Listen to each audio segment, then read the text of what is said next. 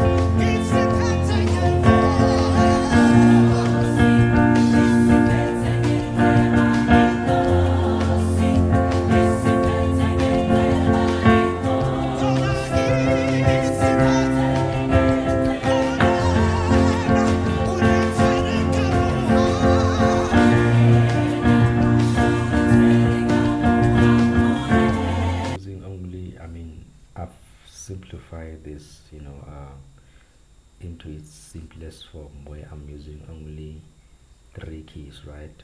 Just going from 4, 1, 5, 1, right? This is the simplest version of it, right, for a beginner, right? And I mean, with that you're able to tap into the progression of the song, right?